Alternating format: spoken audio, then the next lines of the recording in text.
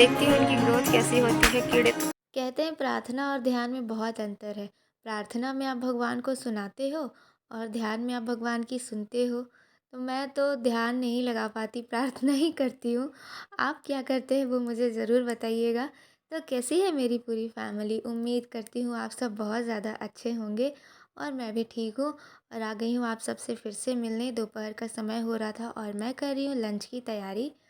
और यहाँ मैंने चढ़ा दिया है दाल और एक साइड में चढ़ाऊँगी गर्म पानी। फ़िलहाल मैं आलू को पील कर ले रही हूँ, छील दे रही हूँ इसको, क्योंकि इसका मुझे बनाना है चोखा। तो मैं ऐसे दाल में ही आलू को छील करके अच्छे से वॉश करके डाल देती हूँ, तो एक में ही हो जाता है, दाल भी गल जाती है और आलू भी पक जाते हैं। और एक साइड में चढ़ा दूँगी चावल। तो ऐसा ना कि मेरा खिचड़ी इसी तरह बनती है, मैं इसी तरह बनाती हूँ, दाल को अलग बॉयल करती हूँ और जब चावल थोड़े से कुक हो जाते हैं 80% तो उसके बाद उसमें दाल डाल देती हूँ। और जो भी हरी सब्जियाँ अगर घर में बनाई होती हैं तो वो भी डाल देती हूँ। तो यहाँ मैं ना दाल का झाग निकाल रही थी और निकाल दिया और उसके बाद मैंने इसमें डाल दिया है आलू और कुकर का ढक्कन मैं बंद कर दूँगी। तो ना मैं प्रार्थना और ध्यान की बात कर रही थी, तो सच में मेरे से तो प्रार्थना ही होता है, ध्यान तो मैं लगा ही नहीं पाती, बिल्कुल नहीं लगा पाती, कितनी भी कोशिश करूँ हो ही नहीं पाता मेरे से। लेकिन फिर कोशिश करती हूँ, अगर आप ध्यान लगाएँ ना तो आपकी बहुत सारी मुश्किलें आसान हो जाती है, ऐसा मुझे लगता है। आपका मन भी शांत हो जाता है और मेरा मन बहुत चंचल है, तो फिर भी मैं कोशिश करते रहती हूँ।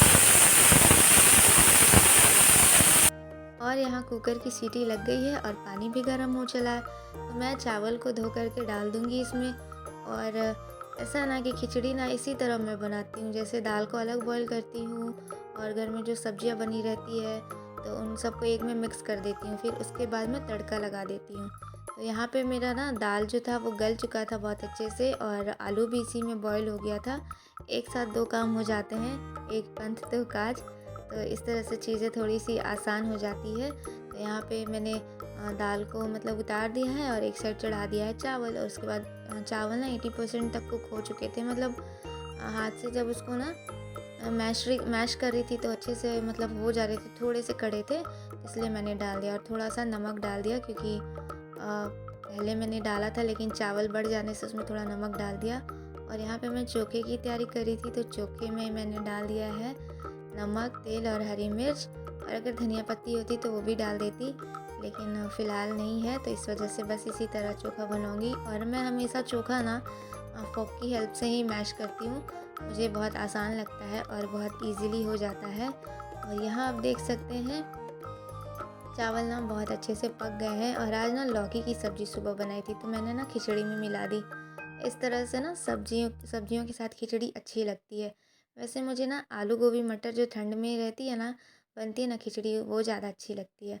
और यहाँ मैं कर रही थी तड़के की तैयारी, तो तड़का पैन में मैंने डाल दिया है तेल और उसमें डाल दिया था जीरा, एक तेज़पत्ता, लहसुन, हरी मिर्च, थोड़े से प्याज, और इनको अच्छे से मैं फ्राई कर दूँगी। और थोड़ा-सा नमक मैं इसमें ऐड करूँगी और ये है कश्मीरी लाल मिर्च, इससे ना बहुत अच्छा कलर आएगा। मुझे लगा था कि है घर पे, लेकिन ये भी थोड़ा ख़त्म हो चला है, तो आज मैं मँगवा लूँगी। और यहाँ देखिए मैंने खिचड़ी में लगा दिया है तड़का। और जब खिचड़ी बने तो खिचड़ी तो बिना तिलौरी पापड़ के तो अधूरी है। तो यहाँ पे मैं तल रही थी तिलौर, यार ये कितने सुंदर लग रहे हैं ना, एकदम गुलाब के फूल की तरह। तो यहाँ देखिए मैंने तिलौरियाँ सारी तल ली अच्छे से।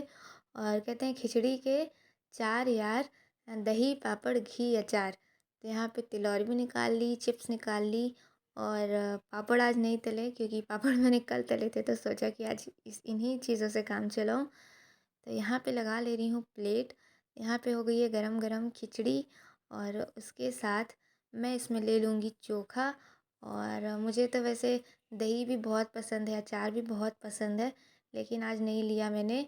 बस थोड़ा-सा घी डाल के और खिचड़ी और तिलौरी और चोखा खाया था बस।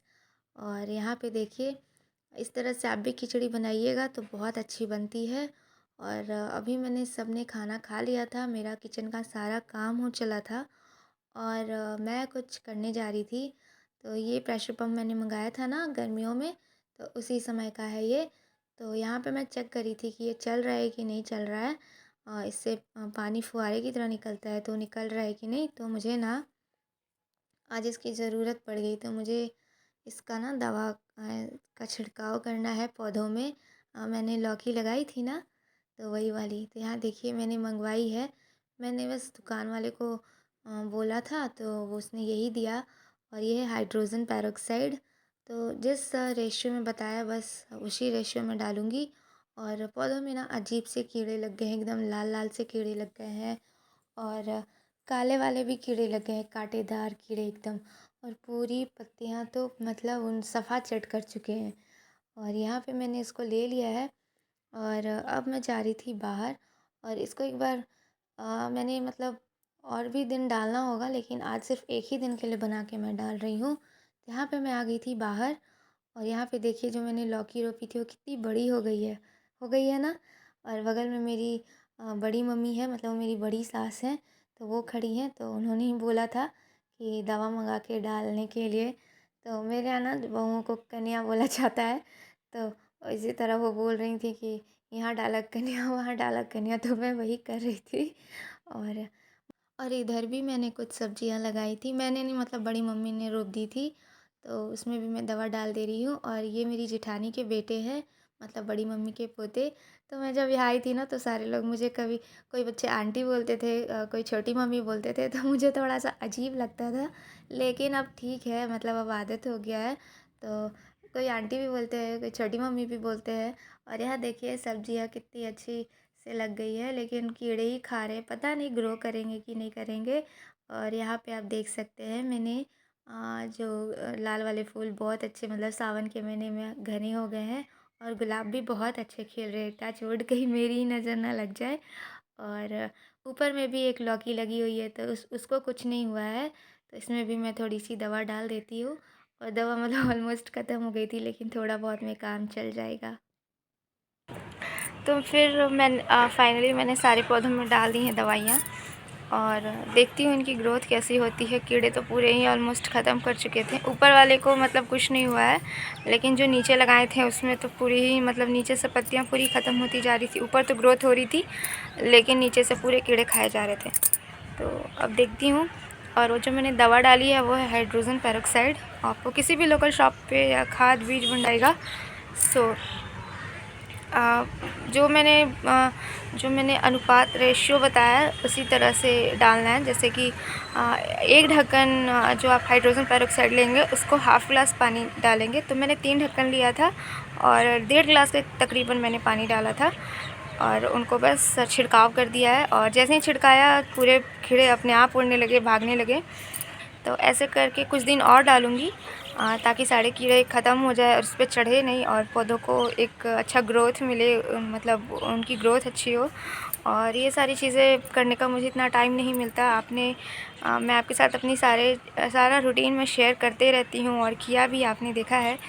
तो ये मेरा 5 से 6 बजे का जो वक्त होता है, यही मेरा अपना टाइम होता है। इसमें मैं या तो व्लॉग्स एडिट कर लूँ, या इस तरह की कुछ गार्डनिंग की चीज़ें कर लूँ, जो कि मुझे नहीं आती, लेकिन टाइम टू टाइम सीखती हूँ, देखती हूँ, तो चीज़ें पता होती हैं, तो वो मैं करती हूँ। और फिर बस, और उस जो दवा है उसको थोड़ा बच्चों की पहुँच से दूर रखिएगा, वो एक तरह का पॉइज़न ही है, तो इसलिए मैं बता रही हूँ। और ऐसे तो जो लोग प्रॉपर गार्डनिंग करते हैं उन्हें तो बहुत सारी चीज़ें पता होंगी, और मैंने सही तरीके से डाला या नहीं डाला, अगर वो लोग मेरे व्लॉग्स देखेंगे तो उन्हें पता भी चल जाएगा। अगर ऐसा होगा तो आप लोग मुझे कमेंट में ज़रूर बताइएगा। और तब तक के लिए मिलते हैं अपने नेक्स्ट व्लॉग में, और अपना ख्याल रखिएगा। Stay safe, be happy, bye bye, take care.